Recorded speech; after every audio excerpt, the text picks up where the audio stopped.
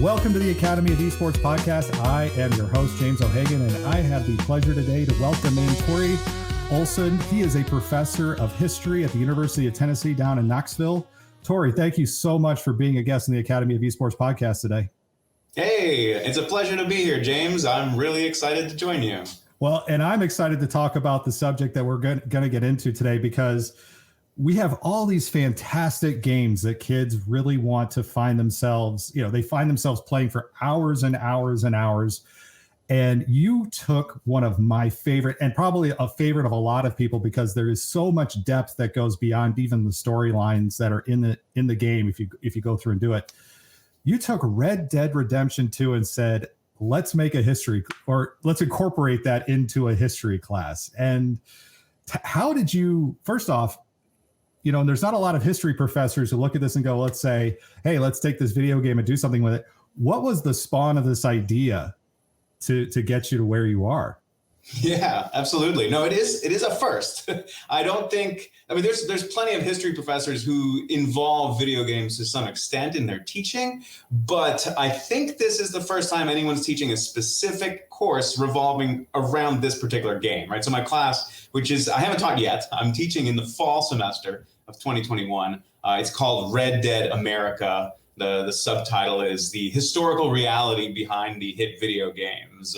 And yes, it's an experimental offering, and I'm, got a lot of work to pull the class together, but I'm really excited about it. But yeah, so let me tell you about how this came to be, right? So please. I'm a professor of 20th century and late 19th, really post-Civil War American history. I have a particular regional interest in the U.S. South. I did my PhD at the University of Georgia, and I teach at the University of Tennessee. So I've been a Southerner for quite some time, even though I'm Swedish originally, so I'm not natively from this country at all. But not only am I a historian, I also used to be a huge gamer. When I was in high school in the late 90s, I played way too much PC games in general. It was terrible. Like James, it was bad. What were some of the titles? Kind of the golden era of video games in a sense, in that I was playing the sort of take one of the games that people are still playing today, right? I'm playing Diablo 1, StarCraft 1, Warcraft 1, Half-Life 1. The list just goes on. Quake, oh my God, I lost so many hours playing Quake over a crummy 56K modem with my friends in the 90s. I mean, I was a bad high school student. Like, if you came and met me in 1999, you would not expect this guy's going to be a professor, because all I want to do is stay inside and play video games. So, sorry to interrupt, but where did you grow up? Outside of Boston, in Brookline, Massachusetts. Yeah. Okay, so but there's even if you get into the Boston area, I mean, the technology that comes out of Boston, a lot of people think Silicon Valley, but Boston is where a lot of tech industry is coming from, and so I guess that makes a lot of sense. But again, it could have happened anywhere. I mean, you could have been a student in Sweden doing this as well too. Yeah, many of my cousins in Sweden were doing exactly the same thing. That's for sure. But so I was a big gamer in high school. But when I got to college, I started college in 2000, and I really kind of put it behind myself. I got interested in new things, in music, in parties, in being outdoors, all these sorts of things that made my kind of gaming days, just because it was like really bad in the 90s. Like it was not healthy. I really kind of turned a page, and I was like, I'm not doing that anymore. And I really put down video games for about 20 years, which is kind of crazy. I went to grad school, I became a professor. I was super busy, had to write my first book to get tenure. There was very little time in my life for video games. But then comes the pandemic, then comes COVID-19, and suddenly, and by this point I have tenure, my career is a lot more stable. I can do a little more experimenting. And I'm locked down at home with my wife and my two daughters. And I'm like, what am I going to do to amuse myself? This is a whole new world. And I was like, maybe I can scratch that old itch from high school. And that's precisely what I did, right? So I bought a gaming PC at the beginning of the pandemic. And I was like, yeah, let's try something out, And when I did, I was chatting with another colleague of mine, another history professor. And he's like, look, man, if you're getting into gaming, you need to play Red Dead 2. And I was like, I don't know anything about it, right? I've not played Red Dead Redemption 1, totally missed out on that, right? Because I was not a gamer in the early 20-teens. But so I sit down and I start playing this game. And first of all, for someone who hasn't played video games in 20 years, imagine like the visuals, like the impact, like how much better the graphics have gotten, of course. But then I was really interested in not just that the games are better visually, but that they have such better storytelling and acting and music and kind of richness and complexity. Like back in the 90s, you were just like clicking and shooting things. It was kind of dumb in certain ways. And this is like, this is like an HBO show, an interactive HBO show in many ways, right? And I'm blown away by this game.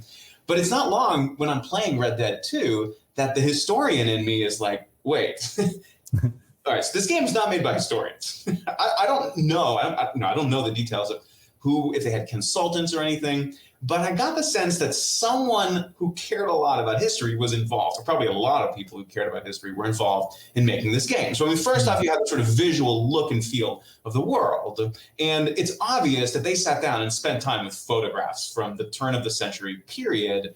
And they tried to recreate that in the stores, in the signs, in the sort of, the smokestacks above, Saint Denis and New Orleans. It's clear they wanted to recreate the look and feel, right? That they got that down in a certain respect. But what really fascinated me was that they would kind of like pay lip service to like big historical dilemmas, not like flesh them out or anything, but just kind of like put them there as like scenery almost. Like in, a lot of the game is set not in the West, but in the South, which fascinates me again as a Southern historian. But a lot of the game is set in this kind of fictionalized Appalachia. And in Appalachia, they've got all these sort of, foreign or at least northern companies, corporations down there kind of extracting wealth from Appalachia. They've got, the mining, the logging, the lumbering.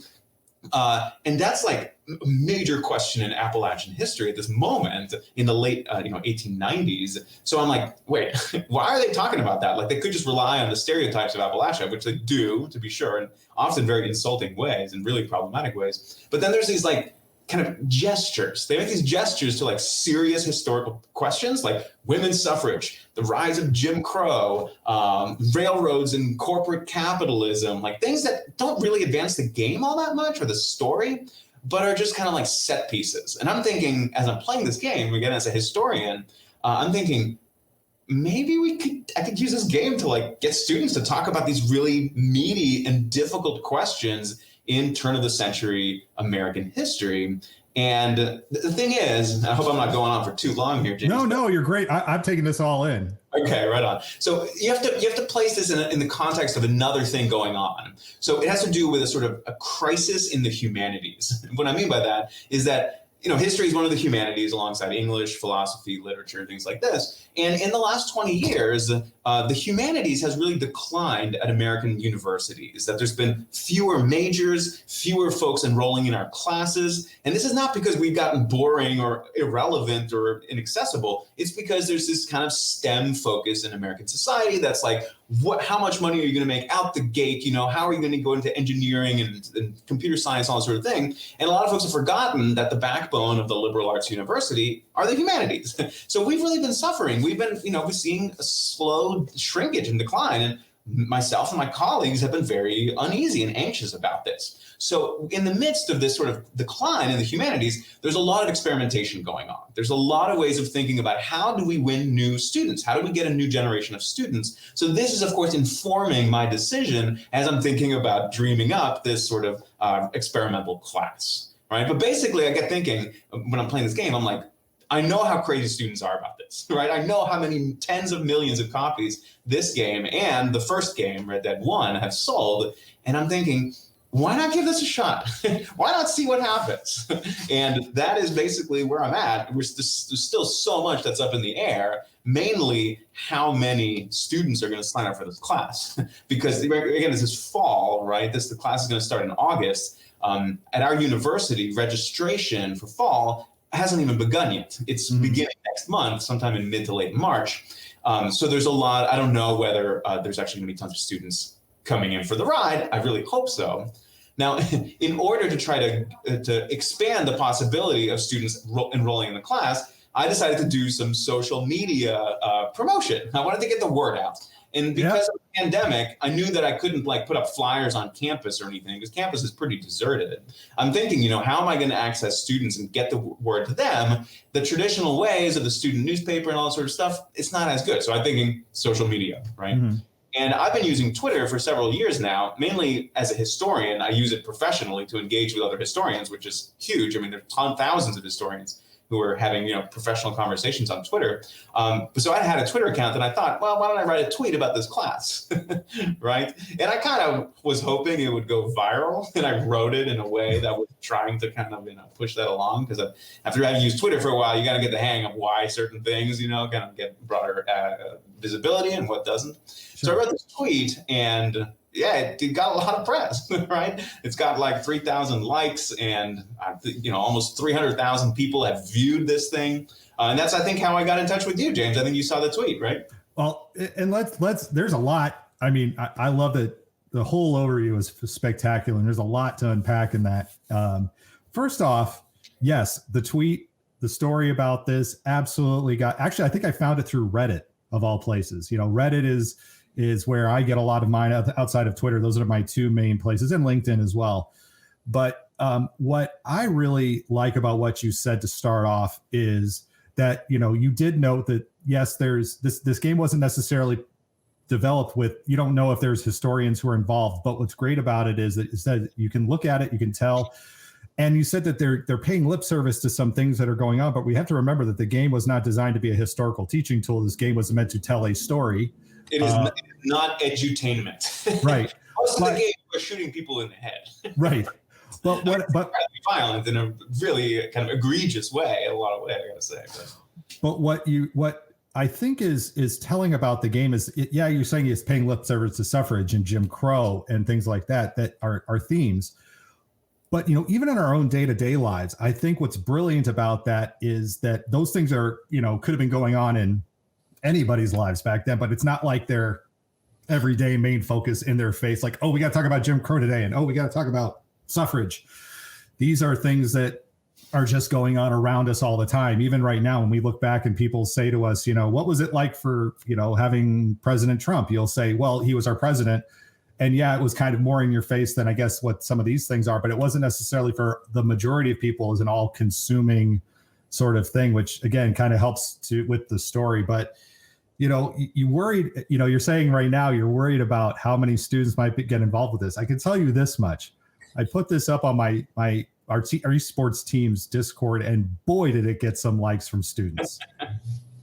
Yeah, that's encouraging. So it was a funny thing. So the class is technically an upper level history course, but there's no prerequisites. It's not, I'm not expecting any prior knowledge really of the students, but it is a 300 level class. And the sort of default enrollment cap for any 300 level course in our department is 35 students, right? Currently it stands at 35, but I'm hoping it'll go so much higher than that, right? So like if there's a huge flood of students trying to get in and sign up on a waiting list, we are totally open to swelling that. I mean, I have no clue what the top limit is. A lot of it's up in the air because of the pandemic, like, is there going to be in-person teaching? We don't really know these things. But if I could teach this class to 500 people, I would do it. and it's funny you talk about the pandemic and getting back into gameplay. I have been playing games, for the last, I never really stopped, I should say. You and I are kind of similar. StarCraft 1 was my big one in college as well.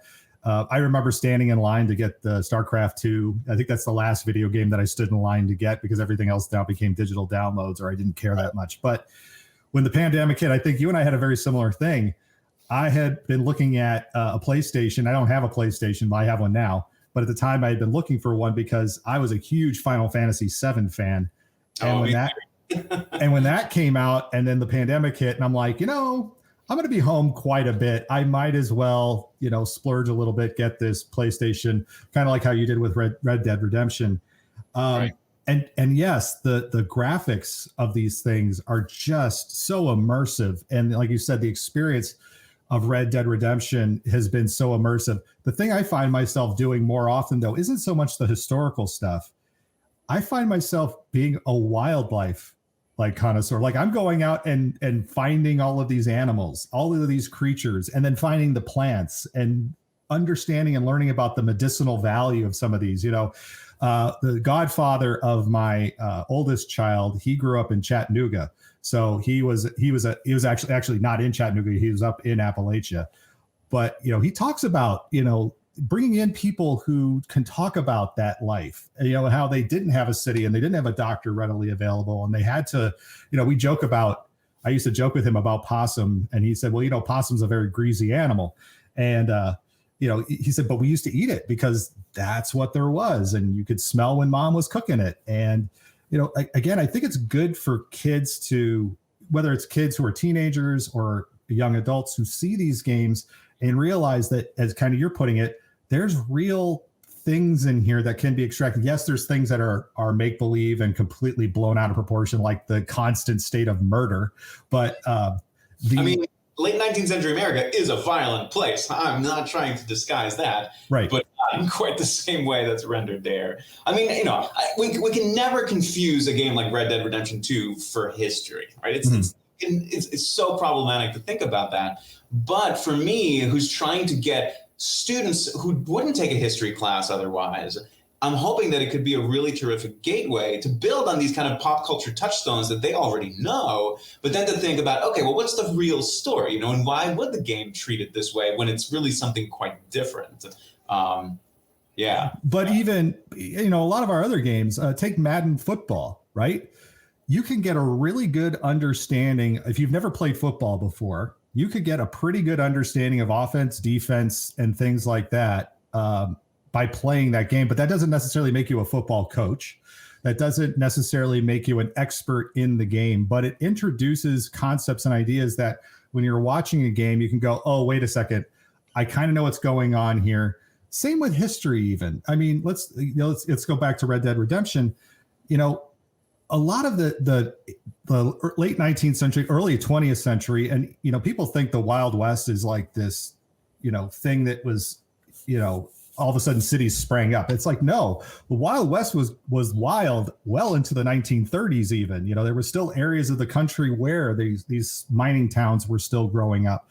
But it's not this like cowboys and Indians thing that I think a lot of our parents grew up with in the 50s and 60s watching on TV. There's so much more richness. Again, you're talking about the industrialization, you're talking about the city development and how these boom bust cycles really did. And again, you talked about the exploitation.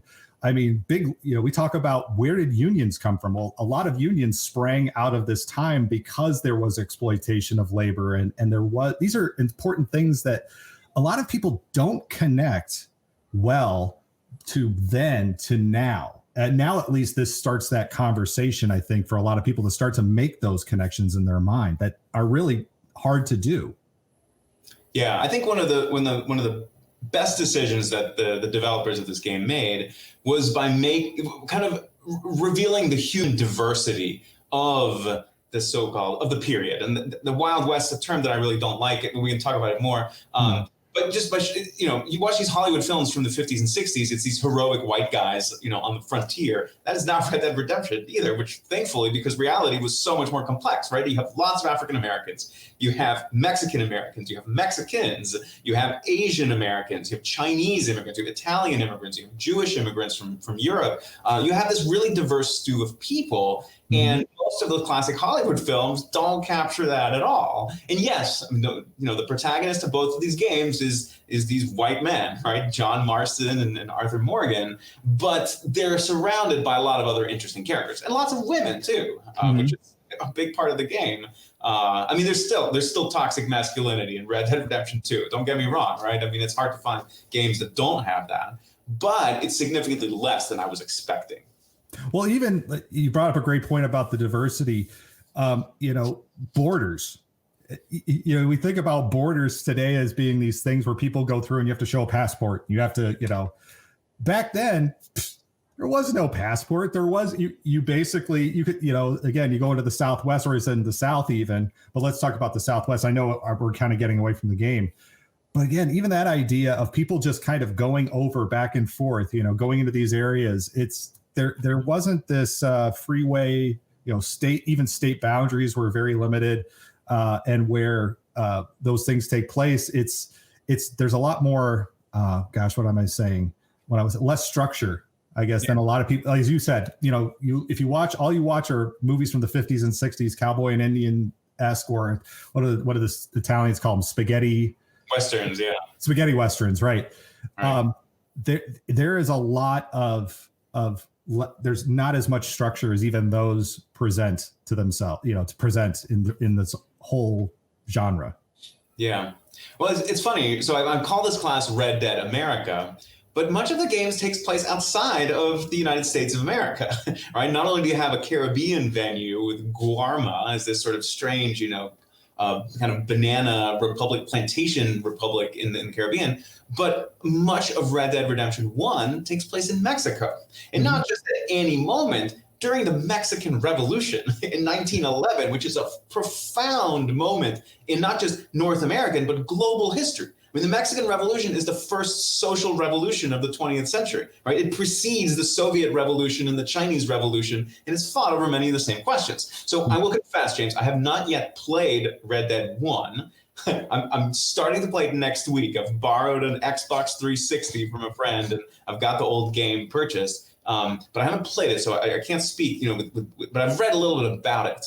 And the fact that millions of American teenagers know something about the Mexican Revolution, and this is like one of the key topics that I teach about, I wrote a book about it, that to me is exciting, right? I'm sure it's going to be fictionalized and, probably insult me and annoy me in lots of ways, but still the fact that we can use this as a gateway to talk about the revolution in Mexico and the way it spills over into Texas and Arizona and places like it, that is something I'm excited about. What's funny about that is so many people think Cinco de Mayo is the Mexican Independence Day. It's like, no, that's the day they beat back a whole bunch of French who are basically retreating and were left behind sick and dying. But it became a very big popular party. It became a big popular party in the United States. Yes, not down there. In most of Mexico, they don't celebrate Cinco de Mayo. I was living in Mexico City on the 5th of May. There was nothing going on.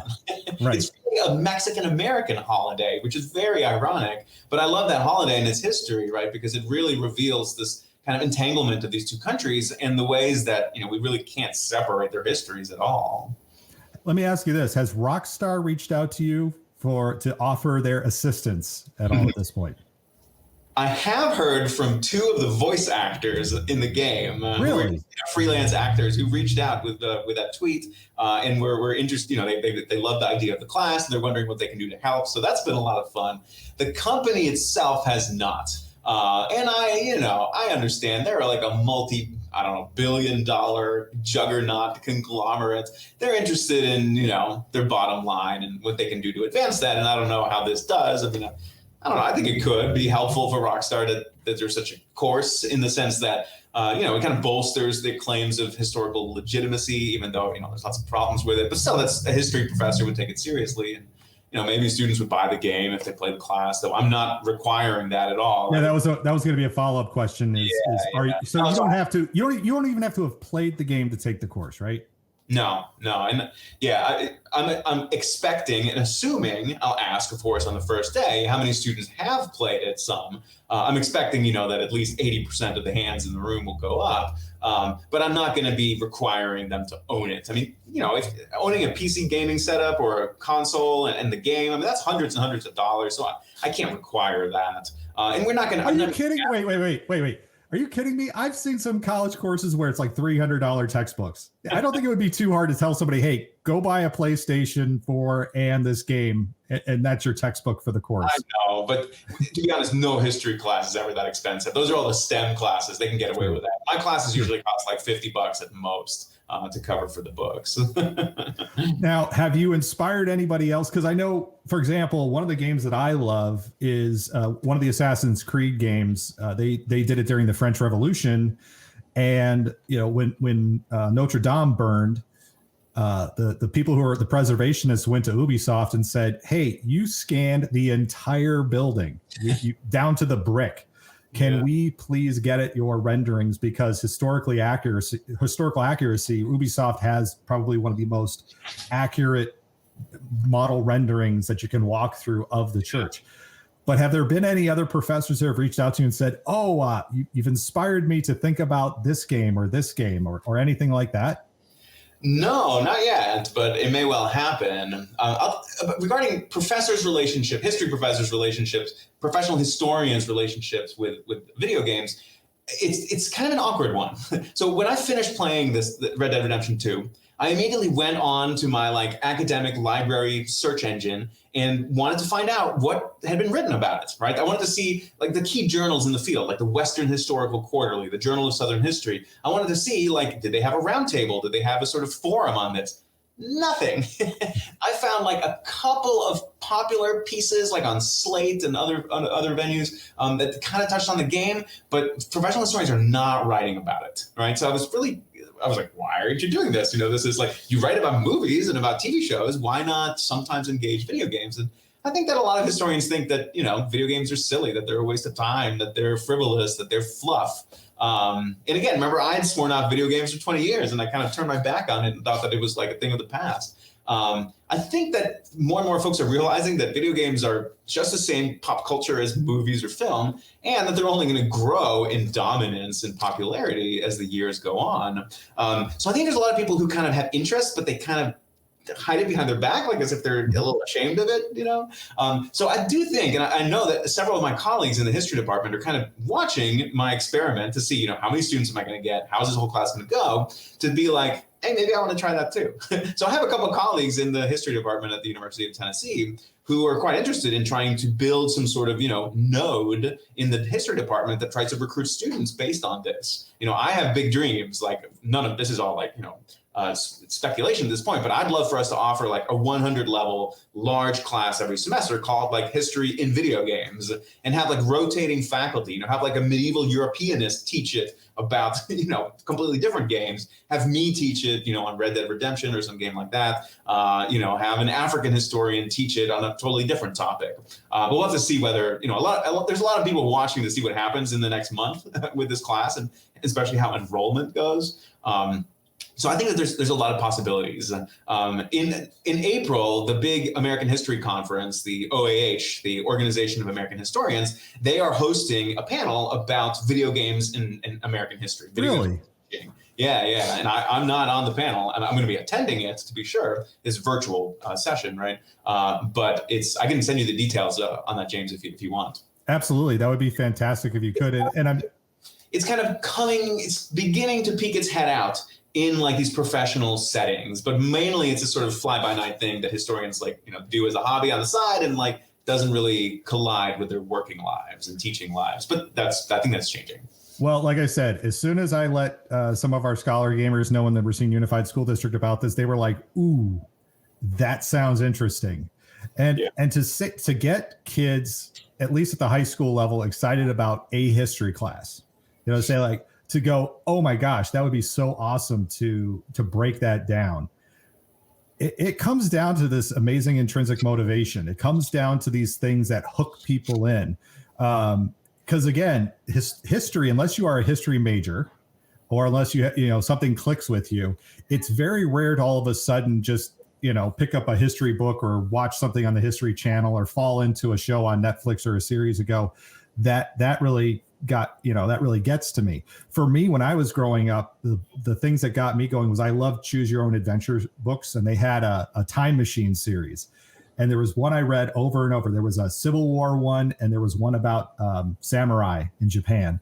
And those two things, I think, were the things that got me thinking about history in really unique ways. And it was fun for me to learn it. Here again, what I see is you taking a concept, an idea, and saying, you know what, there's great things here. And you're smart enough to go, here's the fluff, here's the things that are not true that we need to focus on, but here's the concepts, ideas, the big picture things. I think that this is going to be hopefully spawn you to look at other potential history things. There's even there's a Sim City type game that I play, but it's based on a communist Eastern European history. So it's like, build a city, but in a communist, behind the Iron Curtain.